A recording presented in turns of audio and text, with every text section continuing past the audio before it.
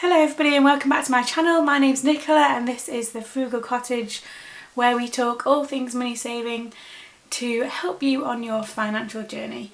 So today's video is all about my dividend income for April. I've been investing for just under 5 years now, and the reason I share this with you is to hopefully inspire you to start thinking about investing yourself, whether that's small amounts, big amounts, whatever, just to get that little bit of head start into your financial journey, which includes investing, because investing is not as scary as it seems, I promise. I am in the very beginning stages of looking at an investing workshop, a live investing workshop that you can come and join and learn all about the basics of investing. So if you are interested in that, if you click on my Instagram link below and follow me over there, I will share over there first when that is ready. However, April's dividend income is fairly small as well. Some months of the year are definitely smaller than others, and going forward, because of the current climate, there are lots of dividend cuts happening at the moment. So going forward, I genuinely don't know what my dividend income will be. Normally you can kind of work it out based on last year, like the previous year's dividends, but at the moment it's really uncertain. So I'm going to continue my strategy as best I can. I will continue to do these updates if there are any, and we'll just see how it goes.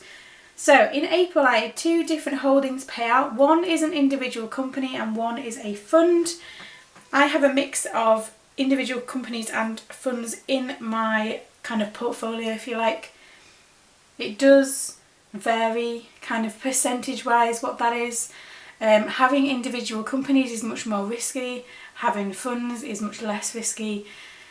At the moment, because I've got time on my side, I can be slightly more high risk. If it was kind of nearer towards early retirement and I needed the income and needed it to be kind of less volatile, it would be much more sensible to have them in funds.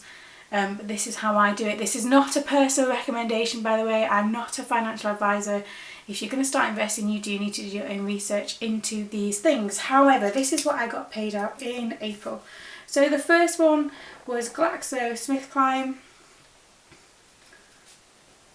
This one pays out every quarter, which is quite good. They paid me £31 and 5 pence. So they pay that every quarter, so that's that kind of adds up quite nicely over the year. Their share price is fairly expensive and reflects in the dividend income, but it's quite a good one. I've had it in my portfolio for quite a while. I don't intend to sell that anytime soon. In fact, to be fair, give or take a couple that I might do, I don't intend to sell any of mine. Even though some of them have made a loss at the moment, it's not a loss unless I sell them. And as I intend to have these for like the next 20 years plus, I don't intend to sell any, and we'll see how it goes. The other one is a fund, and it is the Jupiter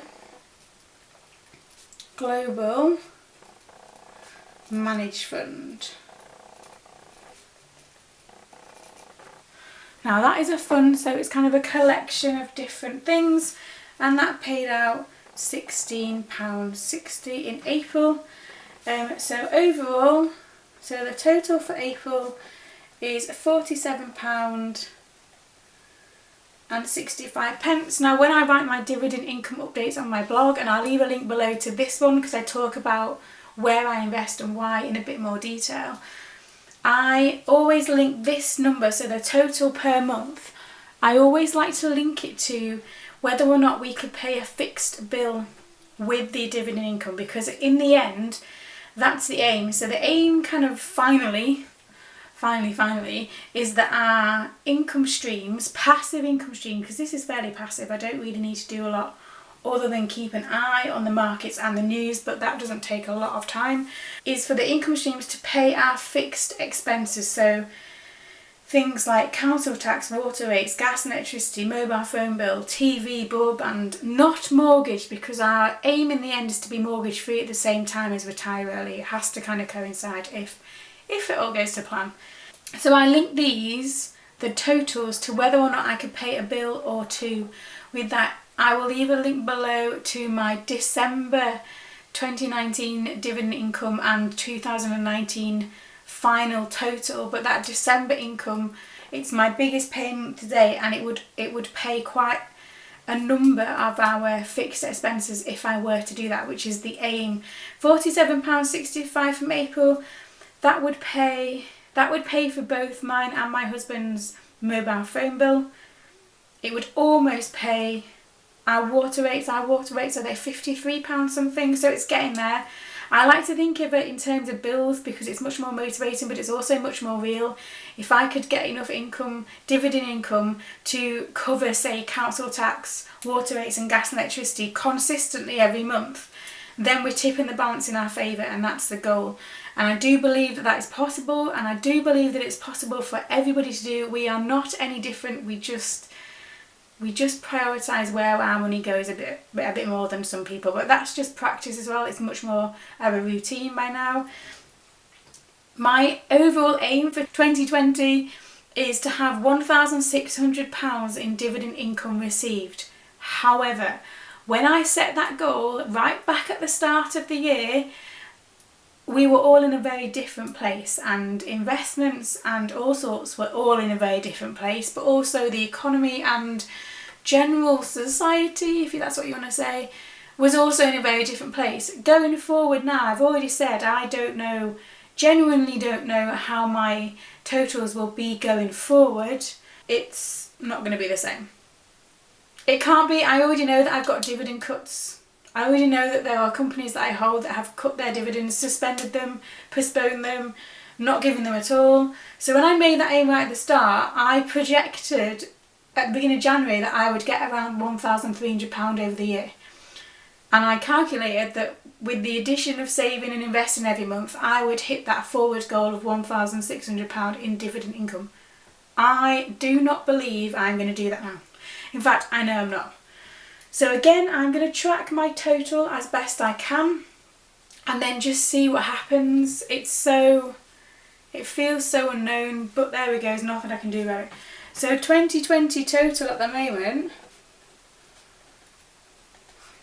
is £199.74. Now this is at the end of month 4. Massively behind where I should be already, but also massively behind and will not have the chance to catch up, I don't think. Hopefully when it gets to like 2021 and things may be starting to look a bit more, I don't know, back to normal, then perhaps 2021 will be a great year in comparison. But there are some things, news articles, news kind of outlets, different kind of people that say that this could take 4 or 5 years to kind of get back to the levels we were seeing before. So I'm just going to keep my dividend strategy the same, going to keep investing as best as I can and wait and see. Cross my fingers and wait and see. That's it. But like I said, I am in the process of trying to work out how to do live workshops on investing so that I can teach people the real basics so that you can make these decisions for yourself, so that you can start to be building income streams that pay you when you're asleep, so to speak. If that interests you, follow me over on Instagram. Let me know down in the comments below. It's always interesting to hear from people anyway. Thanks for watching. Don't forget to like and subscribe, and I will see you again very soon.